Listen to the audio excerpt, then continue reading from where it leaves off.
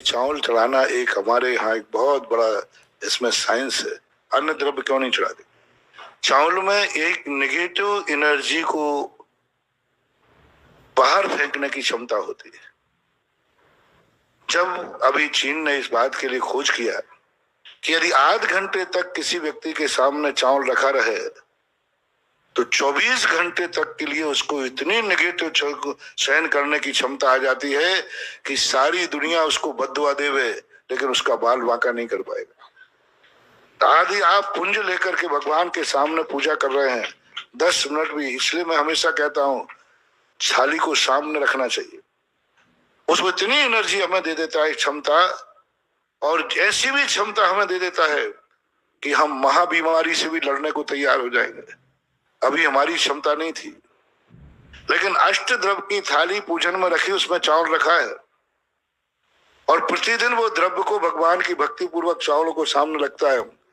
एक दिन इतना टॉनिक का काम करेगा कि जो सेल्स हमारे उस बीमारी से लड़ने की क्षमता खो बैठे थे उनमें इतनी क्षमता आ जाएगी कि वो बीमारी से भी लड़ सकता है।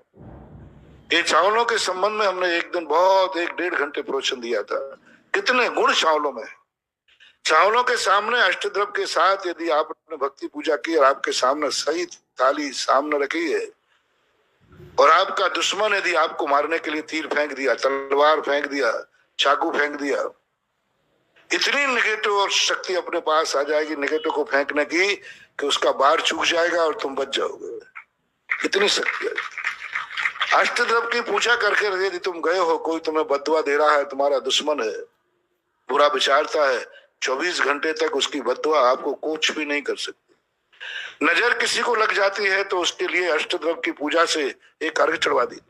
मैंने कई प्रैक्टिकल किया, हालांकि नजर को मैं उतना अच्छा ज्यादा, फिर भी लोग मानते हैं।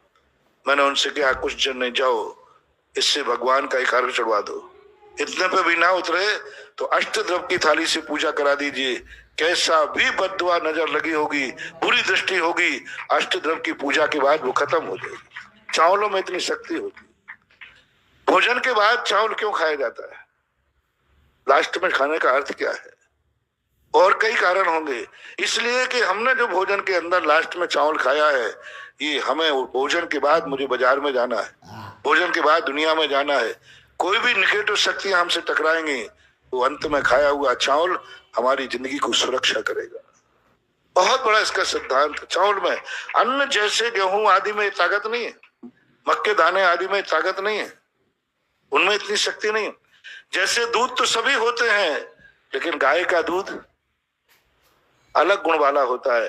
अनाज तो सभी हैं, लेकिन चावल का जो एनर्जी है वो एक अलग नेचर होता है। इसलिए भारतीय संस्कृति में हर संप्रदाय वाला पूजा में चावलों का प्रयोग करता है। जब भी किसी देव को सीमा बंधन किया जाता है तब श्रीफल नहीं फेंके जाते, चावल फेंके जाते। जब हर संप्रदाय के अंदर जब किसी सीमाओं का अपन बंधन करते हैं और बंधन करके कहते फलाना देवता फलानी सीमा को संभाले, वहां चावल फेंके जाते हैं। और जो अक्षत चावल है और पीले चावल है, इन दोनों का भी नेचर बहुत अलग अलग होता है। ऐसी शक्तियां जो हमारे जीवन में विनाश करने के लिए आई हैं, तो उसके लिए हमारे लिए अक्षत काम करेगा। ऐसी शक्तियां जो हमारी हितैषी बनकर के हमारा विनाश करने आई हैं, मतलब दुश्मन बन के नहीं, मायाचारी छठ कपट बन करके। एक तो आता है सीधा दुश्मन बन के, और एक आया है छद्म में, तो पुष्प उससे रक्षा करता है। पुष्प के अंदर एक क्षमता होती है कि कोई बैरी यदि हमें कितना भी लुहावना लेकर के आवे, कितना भी परिणाम लेके आवे, यदि हमने अपनी मुट्ठी में अपने हाथ से पुष्पों को सामने रखा है तो वो फैल हो जाएगा। उसकी मायाचारी, उसका जो छल कपट है वो प्रकट हो जाएगा, तुम बच जाओगे, तुम्हें पकड़ में आ जाएगा। इसलिए इन अष्टद्रव्यों का, पुष्प और चावलों का एक असाधारण गुण होता है, जो आज बहुत बड़ा वैज्ञानिक लोग इस पर बहुत शोध कर रहे हैं। कहा था कि आप लोग मंदिर खाली हाथ मत आया करो। ये चावल भगवान के लिए नहीं चढ़ाए जा रहे हैं, इन चावलों को सामने रख करके अपने अंदर की शक्ति को पावर दिया जा रहा है। बच्चों को भी खाली हाथ मत भेजा करो मंदिर में। मंदिर के चावल चढ़ा करके विद्यार्थी स्कूल गया है, हो सकता है कि अपहरण करने वाला उसे आए और उसको अपहरण ना कर पाए, बच्चा बच जाए। बच्चे को लिए महिलाओं को भी अपने हाथ में खाली हाथ मंदिर नहीं आना चाहिए चावल लेकर, क्योंकि सबसे ज्यादा समय तक आपके सामने चावल रखा रहेगा तो पूजा के समय, अर्घ के समय। तो इन सब के कोई रीजन है, ये मात क्रियाएं नहीं है, ये क्रियाकांड नहीं है। क्यों चढ़ाए जाते चावल? अन्न दर्शन की बात तो समझ में आती है कि उनके भगवान भोग लगाते हैं, तुम्हारे भगवान तो भोग भी नहीं लगाते, फिर चावल किस लिए चढ़ाना? भगवान को खाना नहीं है और भक्त को खाना नहीं है, फिर क्यों चढ़ाए जाते हैं?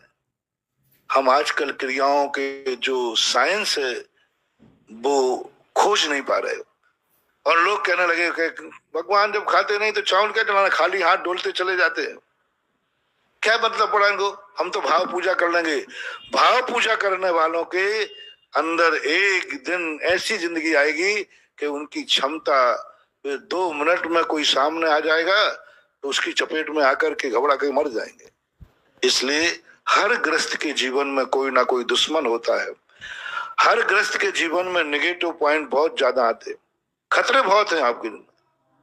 हर पॉइंट पे खतरा है। आप गाड़ी से चल रहे हैं, खतरा है, एक्सीडेंट का खतरा है।